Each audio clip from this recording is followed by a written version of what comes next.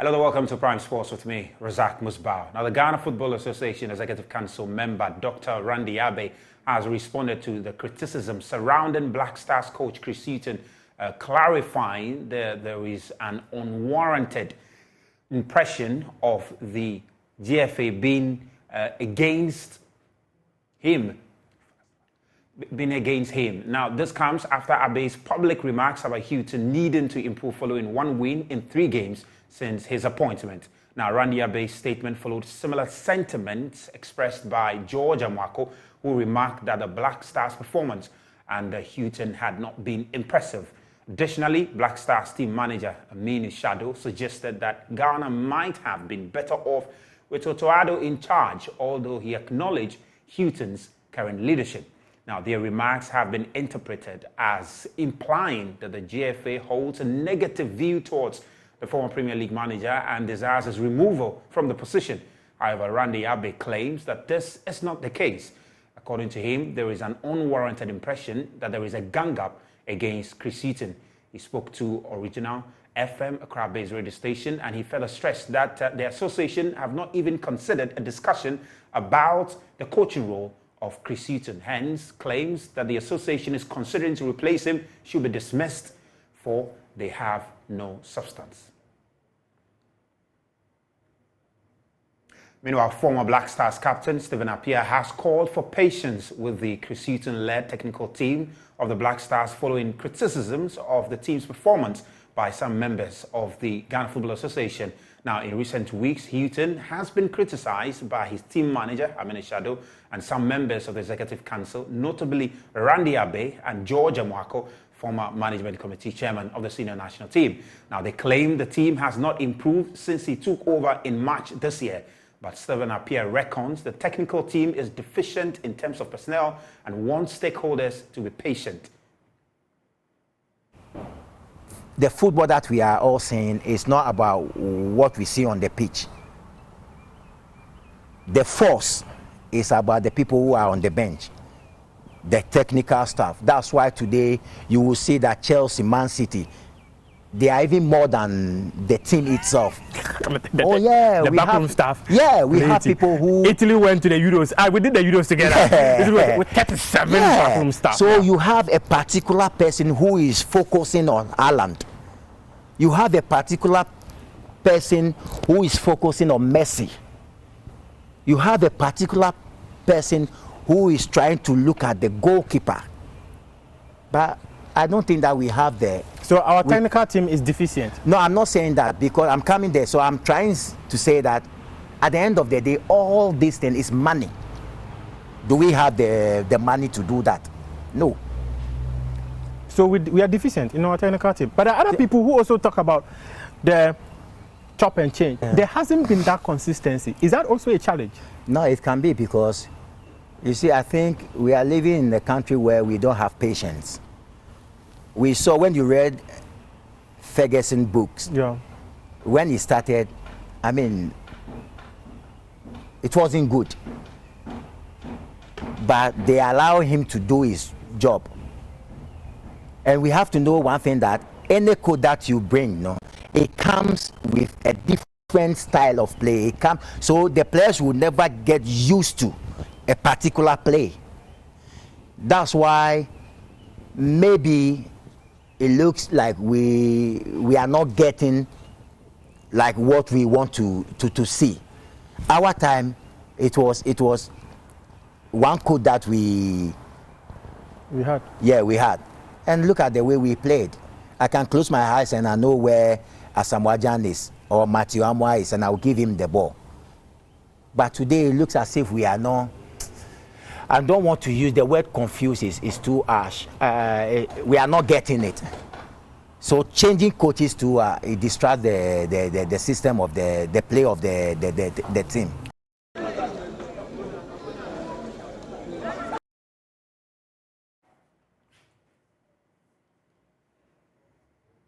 Now, the action continues tomorrow, and it will continue until the 20th of August, when the final will be played. We'll bring you more updates there. But let's do some football transfers now. And Black Stars defender Daniel Amartey has arrived in Turkey ahead of his move to Besiktas from English Premier League side Leicester City.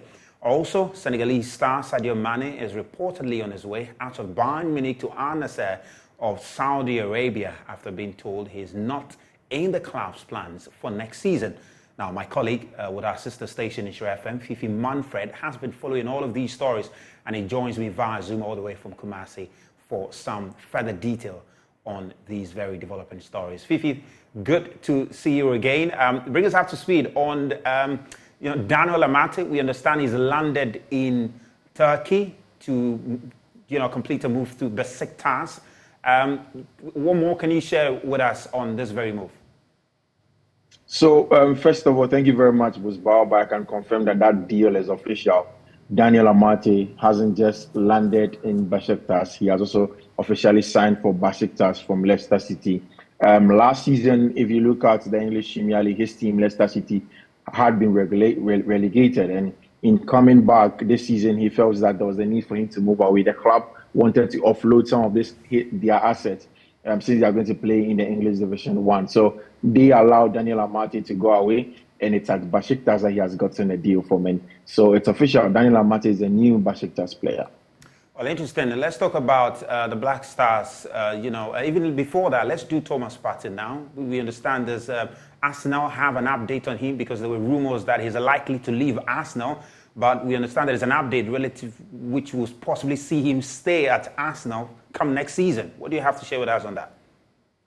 So Thomas Partey should have traveled first time when Arsenal were leaving England to the US of A, but he wasn't with the traveling squad. 2 days later, he traveled from England to the US of A, and the reason was that at the time, he had to complete some regular tests that are supposed to be done at Colony when they report, and also to do the first few days physical fitness test before he joins the team. He has joined the team in the US of A for pre-season, and my colleague Muftar Fento did reports that Arsenal seem to have changed their mind with respect to that. They are not planning on letting him go again. I mean, Arsenal were looking to get in Romeo Lavia to be a replacement for Thomas Partey, but then when they realized that it was going to be difficult to get that job done, especially after all the money being taken away from them by West Ham for the Declan Rice, though they know that they need to hold on to the Ghanaian, and Thomas Partey looks like he's staying. Earlier on, there were reports that he had agreed a deal with Al Ahly's side in Saudi Arabia, but then really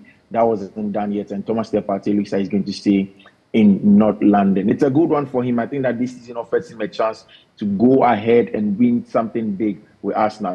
The team, he was part of the beginning.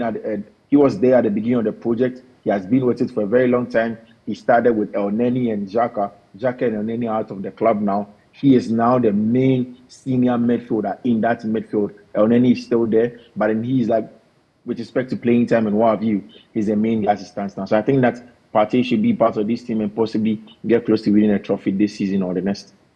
Let's talk about Black Stars captain now, Ayew. He last played for Nottingham Forest after moving from Al Sadd in Qatar.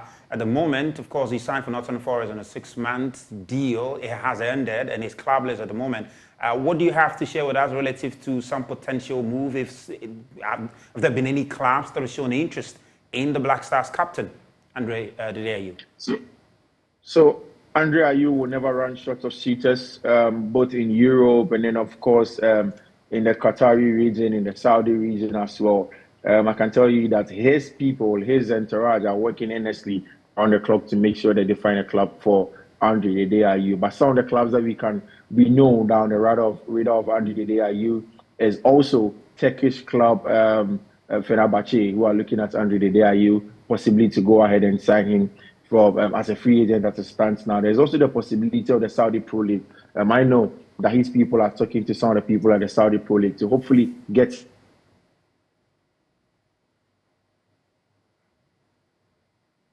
We'll try and reconnect to my colleague Fifi Manfred there. Team in there because men have to go.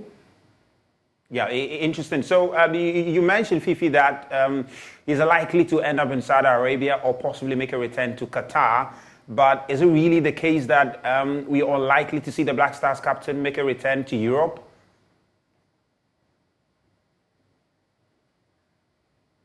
Well, like I said, I don't think Andre Ayew will be short of European suitors. There are going to be people that would want him in Europe. Albeit it isn't going to be in the mainstream Europe like the German Bundesliga or the English EPL or even the French Liga or something like that. But I think that in clubs in say Czech Republic, in Serbia and whatnot, he's going to get suitors. The problem is, especially in Turkey, which is also in Europe, he's going to get these suitors. The problem is, does he want to play in Turkey in the Turkish Superliga, or he wants to go for some good money in the Gulf region? Interesting. Let's talk about, Senegalese star Sadio Mane. He's one person whose transfer has been, on the radar, been back and forth. He wants to stay at Bayern Munich. However, we understand Bayern Munich want to let him go. And at the moment, what we understand is that he's likely to end up at Al Nassr with Cristiano Ronaldo. What do you have to tell us about that potential move to Saudi Arabia by Sadio Mane? So, at the beginning of this transfer window, Sadio Mane to Al Nassr or even to any club in Saudi Arabia was far-fetched. A lot of the people that are in control of Saudi football felt that Sadio Mane was an outlier with respect to the players that they wanted. They knew that he had just joined Bayern just a little over a year. They knew that he was just trying to settle down in Germany. They knew that he was going to be a player that maybe the Germans would have loved. But then you remember what happened to Sadio Mane, and then of course his Senegalese counterpart, Leroy Sané, when they played in the Champions League. When he had a confrontation with Leroy Sané, actually was physically assaulted Leroy Sané as reported, and then he was punished by Bayern Munich. And for some reason, since that, Sadio Mane has come under a lot of backlash in the German media, and of course Germany themselves, Bayern Munich themselves, have mentioned that Sadio Mane, with respect to his disciplinary issues, he got injured just before the World Cup. They haven't really gotten exactly what they expected to get from him. And if you look at how Thomas Tuchel wants to play, he doesn't want to be playing with false number 9s like he did in the past. This time, they are looking to get Harry Kane into the team. So if they can offload, quote and unquote, a troublesome Sadio Mane and get in Harry Kane into their team, it looks like that's something that the Bayern people, the Bavarians, are going to love. So that is how come Sadio Mane looks like very likely to go to Al Nassr to partner Cristiano Ronaldo. So as it stands now, it's very close. We hear that he has even agreed personal terms with Al Nassr. Well, we'll talk about Andre Onana now. Big move is possibly the biggest transfer this week. But before we do Andre Onana, just a little bit on Ghana's darling boy, Fatawu Issahaku. We understand that he was sidelined. He's not part of the senior team at his side was in Lisbon. He was not added to the team for the preseason. He's still going to be with the under-21 side. I mean, Fifi, what's your candid position on this? Should Fatawu Issahaku consider moving away from the club and or possibly on loan or on a permanent move, or he should continue to stay there and develop, like some people are suggesting? Muswell, so for Fatawu Issahaku, it's an interesting conversation.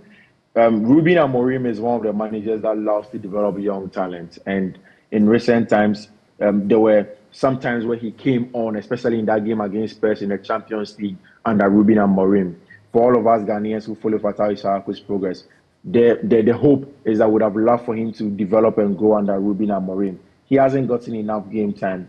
The reports from Portugal do suggest that the last time I spoke with Zach Lowe, he was mentioning that Fatawu really has lost favor in the eyes of Ruben Amorim. He isn't getting the time that he wanted to play under Amorim, and it looks like if he doesn't really fit tactically how Ruben Amorim will want to play. So there are a lot of options outside for Fatawu Issahaku. In Portugal, there are lots of clubs like Victoria that can come for Fatawu Issahaku.